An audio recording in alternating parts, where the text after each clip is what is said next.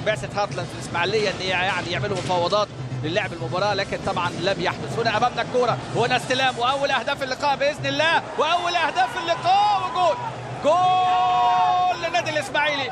شفنا كرة اولى من جانب احمد علي، خرج اوزونوا، لكن المرة دي خرج ولم يعد اوزونوا، لان اللاعب محمد حمص نجم النادي الاسماعيلي يسجل في هذه اللحظات هدف التقدم للاسماعيلي في الدقيقة 31 نتيجة بقى الخطأ الدفاعي والاندفاع الهجومي اللي استغله الاسماعيلي بكرات الطولية.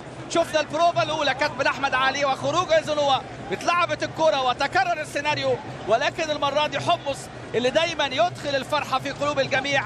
ادي امامنا التسلل، وادي امامنا يعني لم يكن هناك طبعا تسلل، مسات التسلل غير صحيحة من جانب لاعبي فريق هارتلاند يدفعوا ثمنها غالي. وادي امامنا حارس المرمى، ولكن محمد حمص بقى بعقل وبخبرة وبامكانيات لاعب سجل في مرمى ايطاليا في القارات اغلى اهداف الكرة المصرية على تكون الاطراف العربية هي الموجودة في هذه البطولة. تمريرة هل تظبط هل تظبط هل تظبط، لكن يطلع المرة دي الحارس امامنا اهو. ادي امامنا بقى مسات التسلل وضرب مسات التسلل، لكن حارس المرمى الحارس اوزونوا ينقذ كرة من امام احمد علي في هذه اللقطة. امامنا هو واضح طبعا حرارة الجو واللعب الساعة 3 يعني تمسكوا بالجانب النيجيري، لان طبعا اكيد يعطيهم تفوق، وكان النادي الاسماعيلي يحاولوا من خلال بقى تواجد بعثة هارتلاند في الاسماعيلية ان يعني يعملوا مفاوضات للعب المباراة، لكن طبعا لم يحدث. هنا امامنا الكورة، هنا استلام واول اهداف اللقاء باذن الله، واول اهداف اللقاء وجول جول للنادي الاسماعيلي.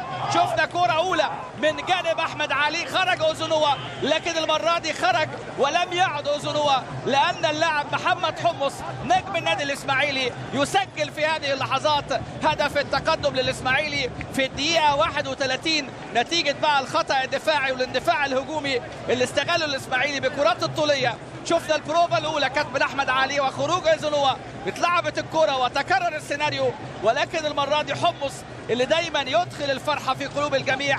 ادي امامنا التسلل، وادي امامنا يعني لم يكن هناك طبعا تسلل، مسات التسلل غير صحيحة من جانب لاعبي فريق هارتلاند يدفعوا ثمنها غالي. وادي امامنا حارس المرمى، ولكن محمد حمص بقى بعقل وبخبرة وبامكانيات لاعب سجل